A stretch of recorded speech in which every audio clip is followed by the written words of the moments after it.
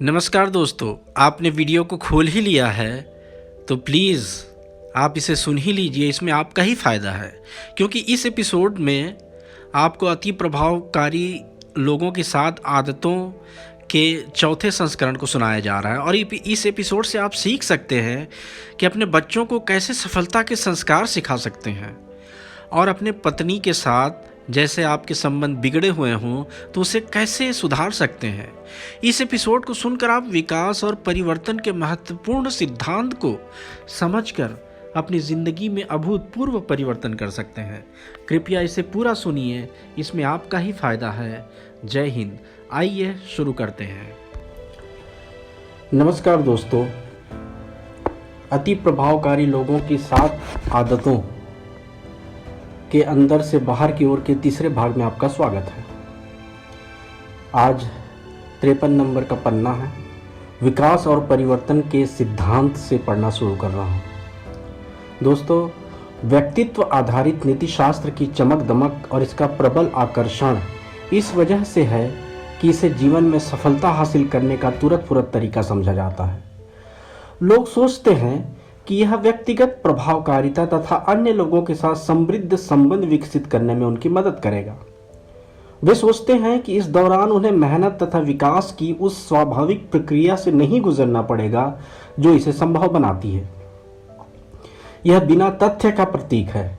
यह फटाफट अमीर बनाने की योजना है जो बिना मेहनत के अमीर बनाने का वादा करती है, और यह सफल होती दिख भी सकती है, परंतु इसकी योजना बनाने वाला लंबे समय में पीछे रह जाता है। व्यक्तित्व आधारित नीति शास्त्र छल पूर्ण और भ्रामक है। इसकी तकनीकों और तुरंत समाधानों से उच्च गुणवत्ता के परिणाम पाने के प्रयास उतने ही सफल होते हैं जितने कि डेट्राइट के नक्शे से शिकागो में किसी जगह तक पहुंचने के प्रयास। व्यक्तित्व आधारित नीति शास्त्र की जड़ों और इसके फलों की अनुभवी अवलोकनकर्ता एरिक फ्राम के शब्दों में, आज हम उस व्यक्ति को देखते हैं जो किसी स्वचालित यंत्र की तरह व्यवहार करता है, जो खुद को न तो जानता है न ही समझता है। वह जिस इकलौते व्यक्ति को जानता है वह इस तरह का व्यक्ति है जैसा कि उससे अपेक्षा की जाती है। उसके जीवन में भाषाई संप्रेषण की जगह निरर्थक बकवास ने ले ली है। कृत्रिम मुस्कुराहट ने निष्कपट हंसी का स्थान ले लिया है, और नीरस हताशा का एहसास वास्तविक पीड़ा की जगह ले चुका है। इस व्यक्ति के बारे में 2 बातें कही जा सकती हैं। पहली बात तो यह कि वह सहजता तथा व्यक्तिकता के उन दोषों का शिकार है जो लाइलाज नजर आते हैं। साथ ही उसके बारे में यह भी कहा जा सकता है कि वह हम में से उन करोड़ों लोगों से मूलभूत रूप से भिन्न नहीं है जो इस पृथ्वी पर रहते हैं। पूरे जीवन में विकास की क्रमिक अवस्थाएं होती हैं। बच्चा पहले पलटना सीखता है, फिर बैठता है, फिर घुटनों के बल सरकता है, और इसके बाद चलता तथा दौड़ता है। हर पायदान महत्वपूर्ण है और हर पायदान में समय लगता है। किसी भी पायदान को छोड़ा नहीं जा सकता। यही जीवन के सभी क्षेत्रों में सही है। यही विकास के सभी क्षेत्रों में सही है, चाहे यह वह पियानो बजाना सीखना हो या ऑफिस के किसी सहयोगी के साथ प्रभावकारी संप्रेषण करना हो। यह व्यक्तियों, विवाहों, परिवारों तथा संगठनों पर भी लागू होता है। भौतिक वस्तुओं के क्षेत्र में तो हम प्रक्रिया के इस तथ्य या सिद्धांत को जानते या स्वीकार करते हैं, परंतु भावनात्मक क्षेत्रों, मानवीय संबंधों और व्यक्तिगत चरित्र के क्षेत्र में इसे मानना ज्यादा कठिन तथा कम व्यापक है। इसे जानने और स्वीकार करने के बाद इसके सामंजस्य में रहना तो और भी ज्यादा कठिन तथा कम व्यापक है। परिणाम स्वरूप हम कई बार शॉर्टकट की तलाश करते हैं। समय तथा मेहनत बचाने के लिए हम इन अनिवार्य पायदानों में से कुछ को लांघ कर आगे बढ़ना चाहते हैं, और इसके बावजूद अपेक्षित परिणाम की फसल काटना चाहते हैं। परंतु जब हम अपने विकास की किसी प्राकृतिक प्रक्रिया को लांघ कर शॉर्टकट अपनाते हैं तो क्या होता है? अगर आप सिर्फ औसत टेनिस खिलाड़ी हों, परंतु अपनी बेहतर छवि बनाने के लिए आप अधिक ऊंचे स्तर पर खेलने का फैसला करें, तो इसका परिणाम क्या होगा? क्या सिर्फ सकारात्मक सोच के कारण आप किसी प्रोफेशनल खिलाड़ी से मैच जीतने में सफल हो सकते हैं? क्या होगा अगर आप अपने दोस्तों को यह यकीन दिला दें कि आप संगीत समारोह में पियानो बजा सकते हैं, जबकि आपकी वास्तविक वर्तमान योग्यता नौसिखिए की हो? जवाब स्पष्ट है। इस विकास प्रक्रिया का उल्लंघन करना, इसे नज़रअंदाज करना या इसका शॉर्टकट अपनाना बिल्कुल असंभव है। यह प्रकृति के विरुद्ध है और ऐसे शॉर्टकट खोजने की कोशिश का परिणाम सिर्फ निराशा तथा कुंठा ही होता है। 10 बिंदु के पैमाने पर अगर मैं किसी क्षेत्र में दूसरे स्तर का हूं और 5वें स्तर पर पहुंचना चाहता हूं, तो सबसे पहले तो मुझे तीसरे स्तर की ओर कदम बढ़ाना होगा। 1000 मील लंबी यात्रा भी पहले कदम से शुरू होती है और इसे एक बार में एक कदम बढ़ाकर ही पूरा किया नहीं जा सकता है। अगर आप सवाल पूछकर या अपना अज्ञान प्रकट करके शिक्षक को यह पता नहीं चलने देते कि आप किस स्तर पर हैं, तो आप कभी नहीं सीख सकते और अपना विकास नहीं कर सकते। आप लंबे समय तक ढोंग करके धोखा नहीं दे सकते, क्योंकि अंततः आपके बारे में सच्चाई पता चलेगी। अज्ञान को स्वीकार करना अक्सर सीखने की दिशा में पहला कदम होता है।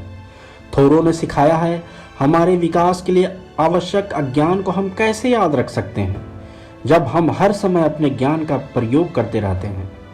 मुझे वह अवसर याद है जब मेरे मित्र की 2 युवा पुत्रियां मेरे पास आईं। अपनी आंखों में आंसू भरकर उन्होंने शिकायत की कि उनके पिता कठोर हैं और वे उनकी स्थिति को समझ नहीं रहे हैं। परिणामों की डर की वजह से वे अपने माता पिता के सामने मुंह खोलने में हिचक रही थीं, परंतु इसके बावजूद उन्हें अपने माता पिता के प्रेम, समझ और मार्गदर्शन की बहुत सख्त जरूरत महसूस हो रही थी।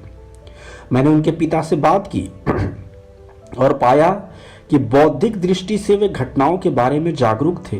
हालांकि उन्होंने यह स्वीकार किया कि उनके स्वभाव में उग्रता की समस्या है, परंतु उन्होंने इसकी जिम्मेदारी लेने से इनकार कर दिया। उन्होंने ईमानदारी से यह तथ्य मानने से इनकार कर दिया कि उनके भावनात्मक विकास का स्तर कम था। परिवर्तन की दिशा में पहला कदम उठाना उनके गर्व को गवारा नहीं था। अपनी पत्नी, पति, बच्चों, मित्रों या ऑफिस के सहयोगी के साथ प्रभावकारी संबंध बनाने के लिए हमें उनकी बातें सुनना सीखना होगी और इसमें भावनात्मक दृढ़ता की आवश्यकता होती है।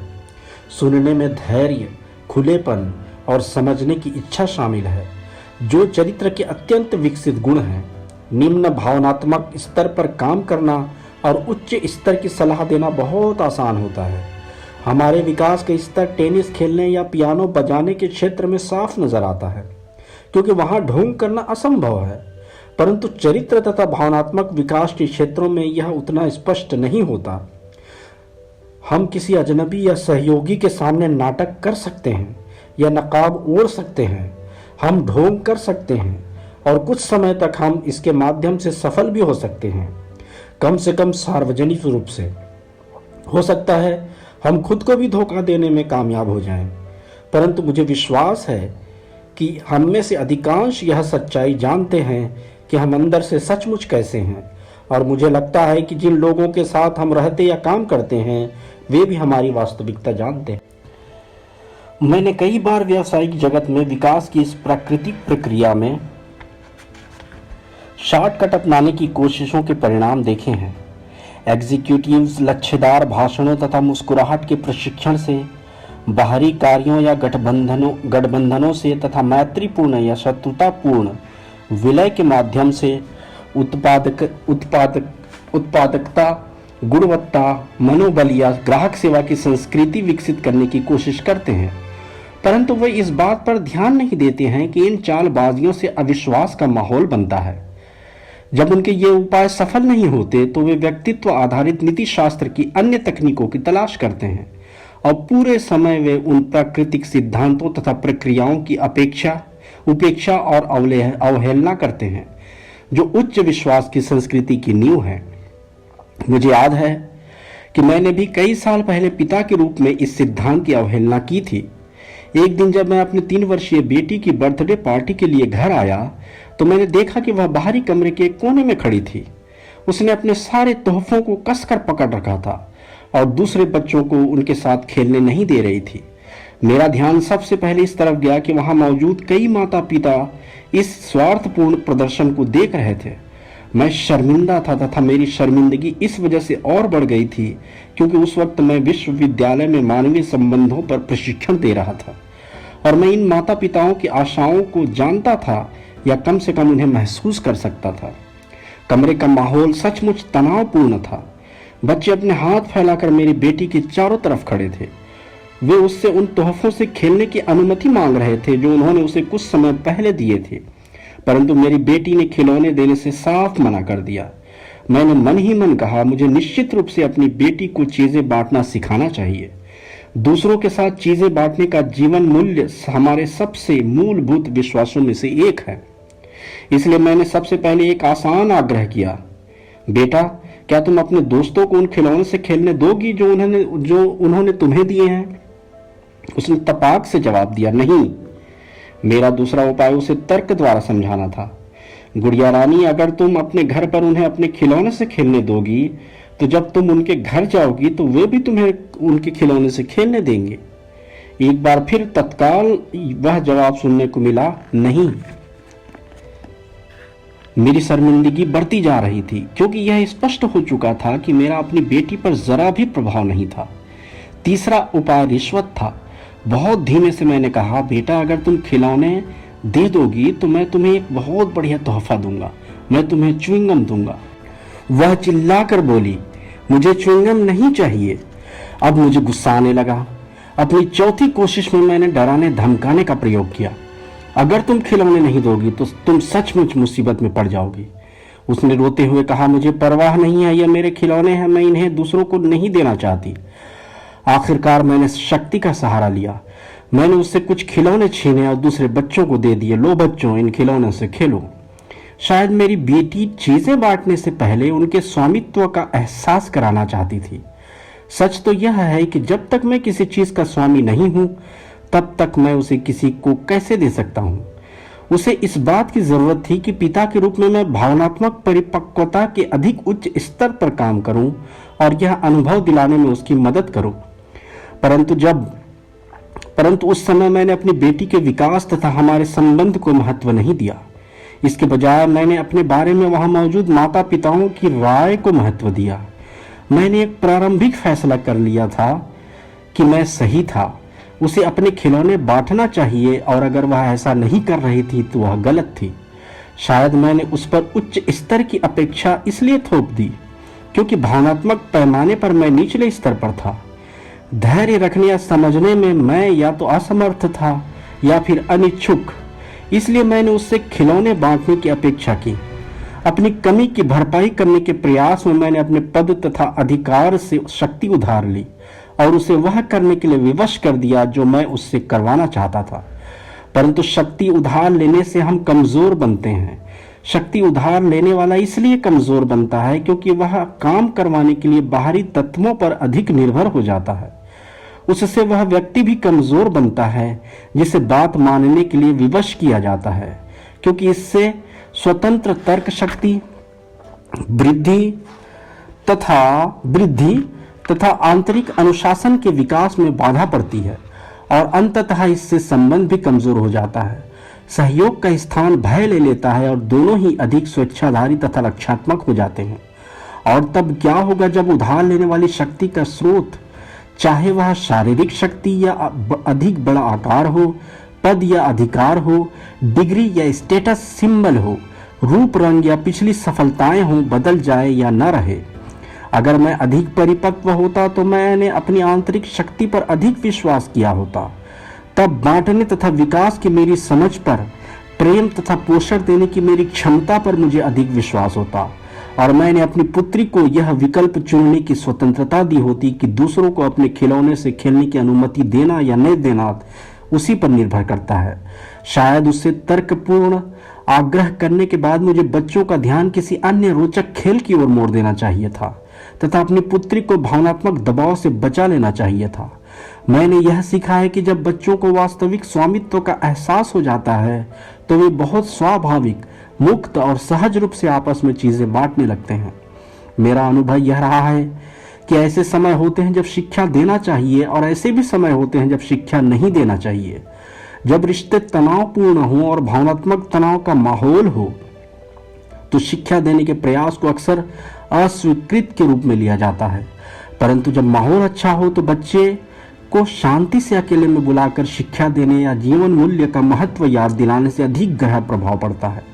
इसके लिए भावनात्मक परिपक्वता की जरूरत होती है, जो शायद उस समय मेरे धैर्य तथा आंतरिक नियंत्रण के स्तर से परे थी।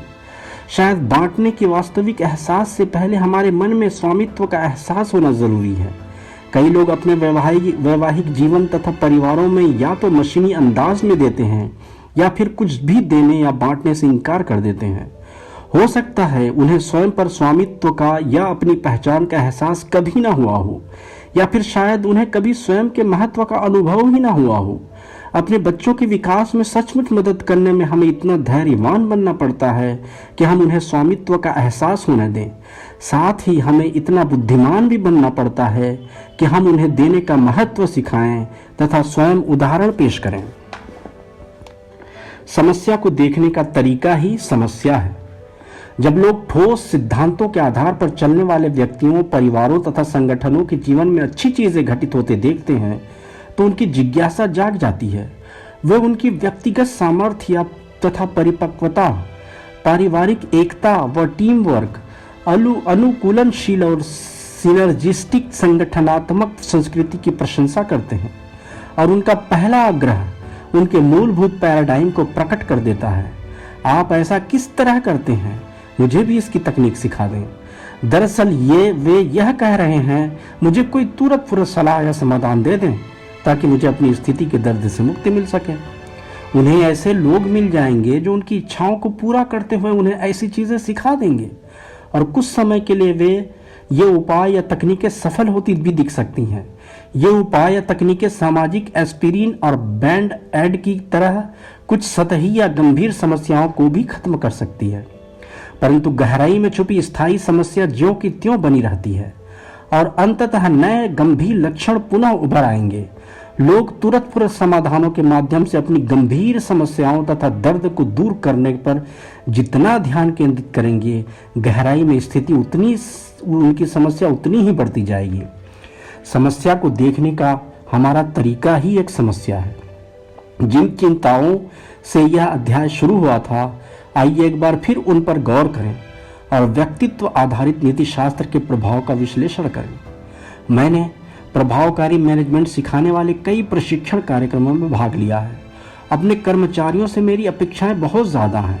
मैं उनके साथ मित्रतापूर्ण तथा सही व्यवहार करने की लगातार कोशिश करता हूं, परंतु मुझे नहीं लगता कि वे मेरे प्रति वफादार हैं। मुझे महसूस होता है कि अगर मैं किसी दिन बीमार पड़ जाऊं और ऑफिस न जाऊं तो वे सारा दिन वाटर कूलर के पास खड़े होकर गपशप करते रहेंगे। मैं उन्हें आत्मनिर्भर और जिम्मेदार क्यों नहीं बना पाता, या इस तरह के कर्मचारी क्यों नहीं ढूंढ पाता। व्यक्तिगत आधारित नीतिशास्त्र मुझसे कहता है कि मैं कोई नाटकीय कार्य करूं, उन्हें चीजें बेहतर रोशनी में दिखाऊं, उनके मस्तिष्क को अपेक्षित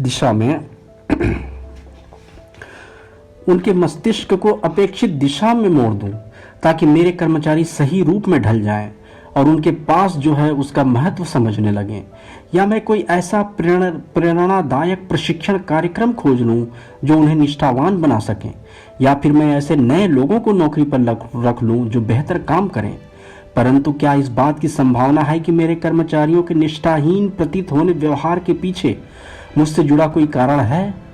कहीं ऐसा तो नहीं कि कर्मचारी अपने मन में यह सवाल कर रहे हों कि क्या मैं सचमुच उनके सर्वश्रेष्ठ हित में काम कर रहा हूं? कहीं ऐसा तो नहीं कि उन्हें यह लग रहा हो कि मैं उनके साथ मशीनों की तरह व्यवहार कर रहा हूं?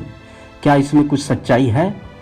अपने मन की गहराई में क्या मैं सचमुच उन्हें इसी तरीके से देखता हूं? क्या इस बात की संभावना है कि जो लोग मेरे लिए काम करते हैं उन्हें देखने का मेरा तरीका ही समस्या का हिस्सा हो? करने के लिए बहुत काम है, पर समय बहुत कम है। मैं सप्ताह में 7 दिन हर पल दबाव और तनाव में जीता हूँ।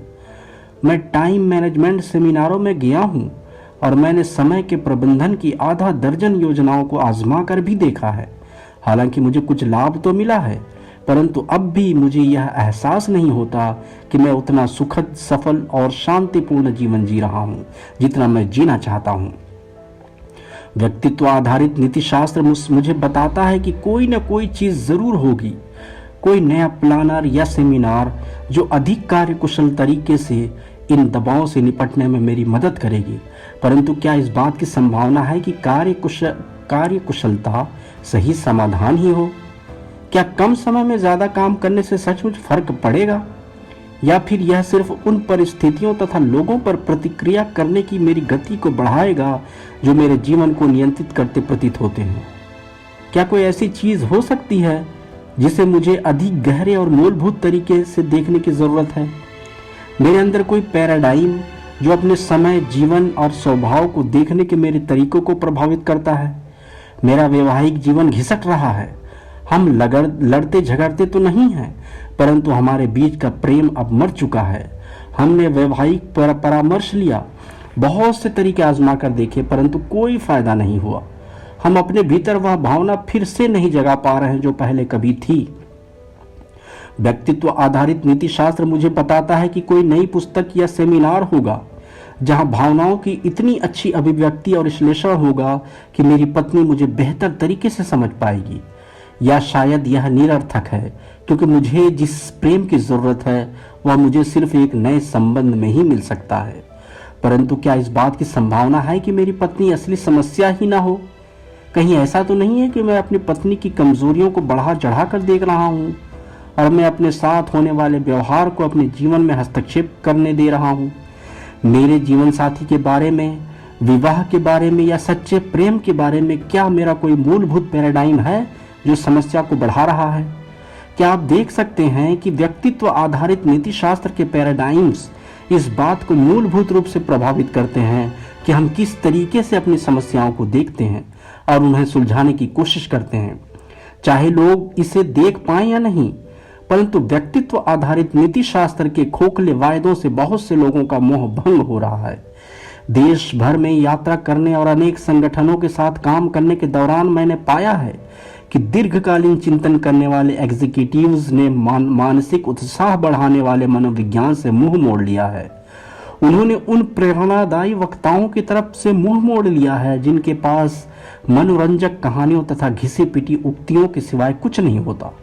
वे कुछ ठोस चाहते हैं, वे सही प्रक्रिया चाहते हैं, वे एस्पिरिन और बेड एक्ट जैसे तुरंत उपायों से अधिक प्रभावकारी तरीका चाहते हैं। वे लंबे समय से गहराई में दबी समस्याओं को सुलझाना चाहते हैं और वे उन सिद्धांतों पर ध्यान केंद्रित करना चाहते हैं जिनसे दीर्घकालीन परिणाम मिले। सोच का एक नया स्तर। अल्बर्ट आइंस्टीन ने कहा था, हमारी महत्वपूर्ण समस्याएं सोच के उसी स्तर तक नहीं सुलझाई जा सकती जिस स्तर पर हमने उन्हें पैदा किया था। जब हम अपने चारों तरफ अपने अंदर गौर से देखते हैं और उन समस्याओं को पहचानते हैं जिन्हें हमने व्यक्तित्व आधारित नीति शास्त्र के भीतर जीते हुए तथा काम करते हुए पैदा किया था, तो हमें यह एहसास होने लगता है कि ये गहरी तथा मूलभूत समस्याएं हैं। इन्हें उस सतही स्तर पर नहीं सुलझाया जा सकता जिस स्तर पर यह पैदा हुई थी। हमें इन गहरी समस्याओं को सुलझाने के लिए एक नए और अधिक गहरे स्तर की सोच की जरूरत है। हमें एक ऐसे पैराडाइम की जरूरत है जो सटीक तरीके से प्रभावकारी मानवीय अस्तित्व और व्यवहार के क्षेत्र का वर्णन करने वाले सिद्धांतों पर आधारित हो। अति प्रभावकारी लोगों की 7 आदतें सोच के इसी नए स्तर के बारे में है। यह व्यक्तिगत तथा सामाजिक प्रभावकारिता के बारे में सिद्धांत केंद्रित चरित्र आधारित अंदर से बाहर की ओर की नीति है। अंदर से बाहर की ओर का अर्थ है सबसे पहले स्वयं से शुरुआत करना। इससे भी मूलभूत बात है अपने सबसे अंदरूनी हिस्से यानी अपने पैराडाइम, अपने चरित्र और अपने उद्देश्यों से शुरू करना। यह दृष्टिकोण कहता है कि अगर आप सुखद वैवाहिक जीवन जीना चाहते हैं तो आपको उस तरह का व्यक्ति बनना होगा जो सकारात्मक ऊर्जा उत्पन्न करे और नकारात्मक ऊर्जा को बढ़ाने के बजाय उससे बचे। अगर आप अपने किशोर बेटे को अधिक खुशनुमा व सहयोगी बनाना चाहते हैं तो आपको अधिक समझदार, सहानुभूतिपूर्ण, सामंजस्यपूर्ण और प्रेमपूर्ण अभिभावक बनना होगा। अगर आप अपने काम में अधिक स्वतंत्रता चाहते हैं तो आपको अधिक जिम्मेदार, अधिक सहयोगपूर्ण, अधिक योगदान देने वाला कर्मचारी बनना होगा। अगर आप चाहते हैं कि लोग आप पर अधिक विश्वास करें तो आपको अधिक विश्वास के काबिल बनना होगा। अगर आप प्रतिभा के पहचाने जाने की द्वितीयक महानता हासिल करना चाहते हैं तो पहले चरित्र की प्राथमिकता महानता पर ध्यान केंद्रित करें। इनसाइड आउट दृष्टिकोण कहता है कि व्यक्तिगत विजय सार्वजनिक विजय से पहले आती है। यह कहता है कि खुद से वादे करना और निभाना दूसरों से वादे करने और निभाने से पहले आता है। यह कहता है कि व्यक्तित्व को चरित्र से ऊपर रखना निरर्थक है और खुद को सुधारे बिना दूसरों के साथ संबंध सुधारने की कोशिश करना भी व्यर्थ है। इनसाइड आउट एक प्रक्रिया है। यह नवीनीकरण की सतत प्रक्रिया है जो मानवीय विकास और प्रगति को नियंत्रित करने वाले प्राकृतिक नियमों पर आधारित है। यह विकास का ऊर्ध्वमुखी चक्रीय पथ अपवर्ड स्पाइरल है जो उत्तरदायी आत्मनिर्भरता तथा प्रभावकारी पारस्परिक निर्भरता के क्रमशः उच्चतर रूपों की ओर ले जाता है। मुझे बहुत से लोगों के साथ काम करने का अवसर मिला है। बहुत अच्छे और प्रतिभाशाली लोग, ऐसे लोग जो गहराई से सुख और सफलता हासिल करना चाहते हैं, ऐसे लोग जो उनकी तलाश में भटक रहे हैं, ऐसे लोग जो दूसरों को दुखी बना रहे हैं। मैंने बिजनेस एग्जीक्यूटिव्स और कॉलेज के विद्यार्थियों, चर्च और नागरिक समूहों, परिवारों और दंपतियों के साथ काम किया है। अपने समूचे अनुभव में मैंने कभी भी समस्याओं के स्थायी समाधानों या दीर्घकालीन सुख और सफलता को बाहर से अंदर की ओर आते नहीं देखा। बाहर से अंदर की ओर आउटसाइड इन के पैराडाइम के परिणाम स्वरूप मैंने लोगों को दुखी ही दुखी देखा है। वे हताशा और अकर्मण्यता का अनुभव करते हैं। वे दूसरों की कमजोरियों और उन परिस्थितियों पर ध्यान केंद्रित करते हैं जिन्हें वे अपनी दुखद स्थिति के लिए जिम्मेदार मानते हैं। मैंने वैवाहिक जीवन में दुखी दंपति देखे हैं जहां दोनों ही सामने वाले को बदलना चाहते हैं, जहां दोनों ही सामने वाले के दोष गिनाते हैं, जहां दोनों ही सामने वाले को अपने सांचे में ढालना चाहते हैं। मैंने श्रमिकों और प्रबंधन के बीच ऐसे विवाद देखे हैं जिनमें लोग ऐसा कानून बनाने में बहुत सा समय तथा ऊर्जा खर्च करते हैं जो श्रमिकों को काम करने के लिए विवश करे, जैसे विश्वास की नींव वहां पहले से ही मौजूद हो। हमारे परिवार के सदस्य दुनिया के 3 सर्वाधिक गर्म स्थानों में रह चुके हैं, दक्षिण अफ्रीका, इजराइल और आयरलैंड, और मेरा विश्वास है कि इन सभी जगहों पर समस्याओं का स्रोत बाहर से अंदर की ओर वाला प्रमुख सामाजिक पैराडाइम था। विवाद में शामिल हर समूह का विश्वास था कि समस्याएं बाहर थीं और अगर वे यानी दूसरे लोग सुधर जाएं या अचानक इस दुनिया में से सिधार जाएं तो समस्याएं हल हो जाएंगी। इनसाइड आउट अधिकांश लोगों के लिए एक नाटकीय पैराडाइम है। काफी हद तक इसका कारण यह है कि हमारी कंडीशनिंग व्यक्तित्व आधारित नीतिशास्त्र के वर्तमान सामाजिक पैराडाइम के सशक्त प्रभाव में हुई है। मैंने अपने व्यक्तिगत अनुभव तथा हजारों लोगों के साथ काम करने के अपने अनुभव का विश्लेषण किया। मैंने इतिहास के सफल व्यक्तियों तथा समाजों का भी सावधानी पूर्वक विश्लेषण किया। इस विश्लेषण के बाद मैं इस नतीजे पर पहुंचा हूं कि 7 आदतों में समाहित कई सिद्धांत पहले से ही हमारे भीतर गहराई में है, हमारी अंतरात्मा या चेतना में है और हमारे सहज ज्ञान में है। उन्हें पहचानने, उनका विकास करने और अपनी गहनतम समस्याओं को सुलझाने में उनका प्रयोग करने के लिए हमें सिर्फ अलग तरीके से सोचने की जरूरत है। हमें अपने पैराडाइम को बदलकर एक नए तथा अधिक गहरे अंदर से बाहर की ओर इनसाइड आउट वाले स्तर तक ले जाने की जरूरत है। जब हम ईमानदारी से इन सिद्धांतों को समझना और अपने जीवन में उतारना चाहेंगे तो मुझे विश्वास है कि हम टी.एस. एलियट के इस कथन की सच्चाई को अनुभव कर पाएंगे। हमें खोजना कभी बंद नहीं करना चाहिए और हमारी समस्त खोज का अंत वहीं पर पहुंचना होगा जहां से हमने शुरू किया था और उस स्थान को पहली बार जानना होगा। अंदर से बाहर की ओर इनसाइड आउट का यह अध्याय यहीं पर समाप्त होता है। इसके आगे हम नया अध्याय शुरू करेंगे। दोस्तों, आज के इस पठन के बाद मैं आपसे यह रिक्वेस्ट करूंगा, यह आपसे मेरी विनती है कि आप इसे ज़्यादा से ज़्यादा लोगों तक पहुंचाएं। वो जो पढ़ नहीं सकते हिंदी, कम से कम सुनकर अपने जीवन को बदल सकते हैं। वे जो अंधे हैं और पढ़ना चाहते हैं लेकिन पढ़ नहीं पाते, वो भी अब इसे सुनकर जो है अपने जीवन में एक बदलाव महसूस कर सकते हैं। आपसे अनुरोध है कि इसे ज़्यादा से ज़्यादा शेयर करें और मेरे इस चैनल को सब्सक्राइब करें। जय हिंद, जय भारत।